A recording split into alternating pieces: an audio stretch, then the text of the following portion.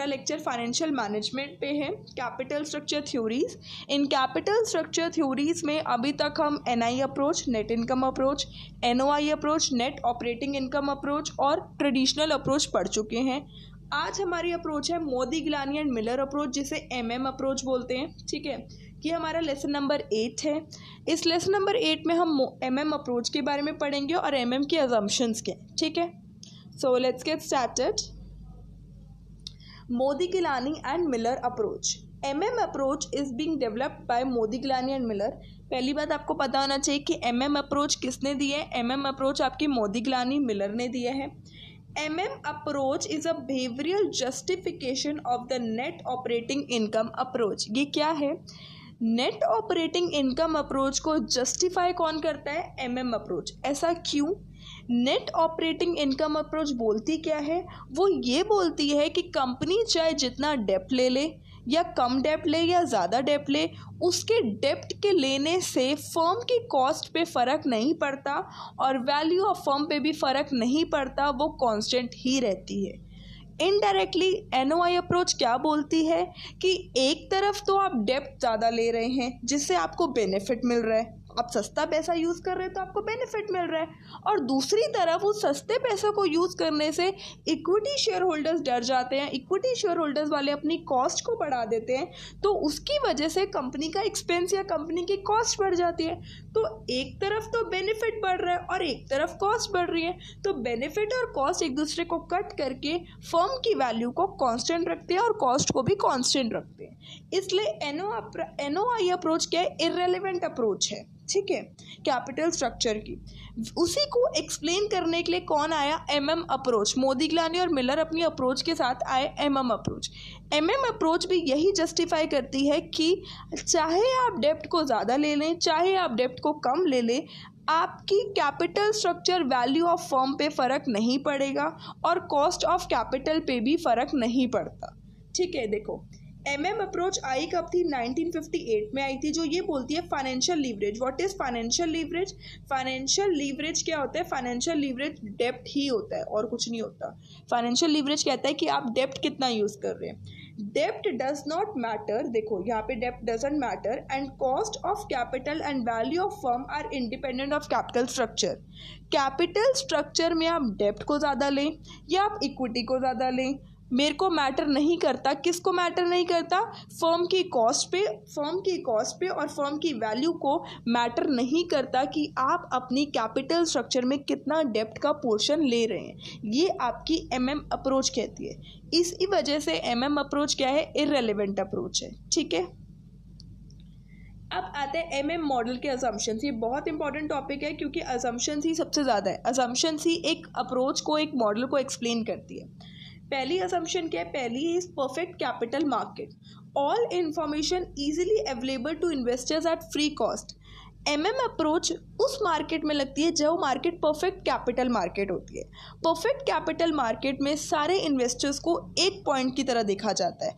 अगर a investor को, अगर एक ए इन्वेस्टर ए है, उसको अगर कोई इन्फॉर्मेशन मिल रही है टाटा की शेयर्स के बारे में या टाटा की सिक्योरिटीज़ के बारे में, तो वही सेम इन्फॉर्मेशन मिस्टर बी को मिलेगी, वही सेम इन्फॉर्मेशन मिस्टर सी को मिलेगी और वही सेम इन्फॉर्मेशन मिस्टर डी को मिलेगी। That means all the investors are getting the same information, और सारे इन्वेस्टर्स के पास राइट होता है कि वो सिक्योरिटीज़ को बेच सकते हैं या सेल कर सकते हैं, और उनको कोई ट्रांजैक्शन कॉस्ट को नहीं करना पड़ेगा। ठीक है, ट्रांजैक्शन कॉस्ट मीन्स मेरे को सेल करने के लिए किसी ब्रोकर को अपॉइंट करना पड़ेगा कि तुम देखो कोई बायर मिल रहा है मेरे जितने प्राइस पे जो मैं मांगना चाह रही हूँ, ऐसा कुछ नहीं है। वो free of cost, that mean transaction cost या ब्रोकरेज कॉस्ट ना पे करते हुए बाइंग भी होगी और सेलिंग भी होगी सिक्योरिटीज़ की। और हर एक इन्वेस्टर के पास राइट है कि उसको हर इंफॉर्मेशन इजीली मिल पाए, मतलब उसके पास सब कुछ राइट है कि जो भी इन्वेस्टर है, दूसरा इन्वेस्टर, तीसरा इन्वेस्टर, चौथा, सारे एक ही पॉइंट पे सेम है। किसी के बीच में भी कोई फेवरेंस नहीं है, बायसनेस नहीं है कि हाँ इसको बता देते हैं उसको नहीं बताते, ऐसा कुछ नहीं है। मार्केट में अगर कोई भी इंफॉर्मेशन आएगी तो सबको पता चलेगा। ठीक है, securities can be freely purchase and sell without incurring को ट्रांजैक्शन कॉस्ट। वही पॉइंट है कि ट्रांजैक्शन कॉस्ट को ना इनकर करते हुए आपकी बाइंग भी होती है और सेलिंग भी होती है। किसकी? सिक्योरिटीज़ की। Third point, investors are rational and well informed about the expected future earning. Rational investor वो इन्वेस्टर होता है जो हमेशा सोच समझकर सिक्योरिटीज़ में पैसा इन्वेस्ट करता है। दैट मीन्स वो इन्वेस्टमेंट कर रहा है किसके लिए, for getting the future benefit, और बेनिफिट वो ज़्यादा से ज़्यादा चाहता है, और इन्वेस्टमेंट वो हमेशा पॉजिटिव सेंस में करना चाहता है, और वो वेल इन्फॉर्म्ड है about the expected future earnings. Company की फ्यूचर में अर्निंग्स क्या होंगी उसके बारे में उसको इन्फॉर्मेशन दी जाती है थ्रू द कंपनीज के फाइनेंशियल स्टेटमेंट्स, बैलेंस शीट्स या उसकी प्रॉफिट एंड लॉस अकाउंट से आप फ्यूचर के अर्निंग्स को इन्फॉर्म कर सकते हो, एक्सपेक्ट कर सकते हो। ठीक है, next is there is no provision for corporate tax. Corporate tax को पे करने का कोई प्रोविजन नहीं है, पर जबकि इस अजम्पशन को बाद में मॉडिफाई करा था, तो जब अप्रोच को और एक्सप्लेन करूंगी तो कॉर्पोरेट टैक्स का जो मॉडिफिकेशन आ गया था कि विद टैक्स और विदाउट टैक्स। अभी there is no provision for corporate tax. Next, the firm distributes the total profit among its shareholder, that is dividend payout ratio is 100%। यहाँ पे फर्म प्रेफर करती है कि डिविडेंड पूरा का पूरा प्रॉफिट शेयर होल्डर्स के बीच में डिवाइड करना है as dividend. That means dividend payout ratio क्या होगा, 100%। ये कब होगा, जब आपकी अप्रोच लगेगी। And next point is personal leverage and the corporate leverage are perfect substitute. Personal leverage होता है कि जो आप एक इंडिविजुअल या शेयर होल्डर पर्सनली जो लोन लेता है बाहर से, और कॉर्पोरेट लीवरेज होता है जो फर्म लोन लेती है। यहाँ पे ये बोला गया कि जो फर्म लोन ले रही है और जो इंडिविजुअल लोन ले रहा है वो एक दूसरे के सब्स्टिट्यूट है, जबकि कंपनी में एक शेयर होल्डर जितना पैसा लगाता है उससे ज़्यादा वो लाइबल नहीं है कि कंपनी को पे करने। मान लो कंपनी ने 1 करोड़ का लोन लिया और शेयर होल्डर्स ने जो इतना पैसा लगाया वो 50 लाख है। आप किसी भी शेयर होल्डर से 50 लाख से ऊपर पैसा कभी भी नहीं मांग सकते। हर एक शेयर होल्डर अपने कंपनी में उतना ही पैसा देता है जितना उसके शेयर की वर्थ है। जितने का वो शेयर लेगा उतने का ही वो पैसा देगा, उससे ज़्यादा वो पैसा नहीं देगा।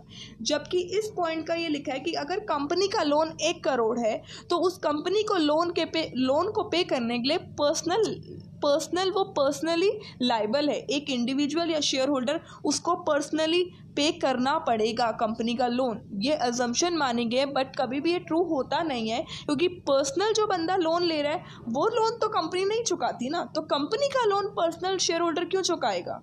अगर आप नॉर्मली बात में करो कि मैं अगर लोन ले रही हूँ, मैं कंपनी की एम्प्लॉय हूँ या शेयर होल्डर हूँ, मैं जो लोन ले रही हूँ वो कंपनी थोड़ी पे करेगी, वो तो मैं अपनी मेहनत से पे करूँगी। और कंपनी का जो लोन है, कंपनी अपने नाम से जो लोन ले रही है, वो शेयर होल्डर थोड़ी अपने घर से पैसा उठा के पे करेगा। बट इस अजम्पशन को माना गया कि कंपनी का loan is equal to the जो पर्सनल जो लोन ले रहा है। दैट मीन्स कंपनी का लोन पे करने की लायबिलिटी इनडायरेक्टली शेयर होल्डर पे आ ही जाती है, जबकि ये अजम्पशन को कभी भी आप क्रिटिसाइज़ कर सकते हो। इसी वजह से अप्रोच को क्रिटिसाइज़ किया गया था कि कैसे टैक्स का प्रोविज़न नहीं होता और कैसे आप परफेक्ट सब्स्टिट्यूट मान सकते हो इसको। ठीक है, तो ये अजम्पशंस आपको याद करना बहुत इंपॉर्टेंट है। ये अजम्पशंस प्लीज़ याद कर लीजिएगा। Okay, so thank you so much guys for listening this video. और अप्रोच में हम आगे की और वीडियोस भी बनाएंगे।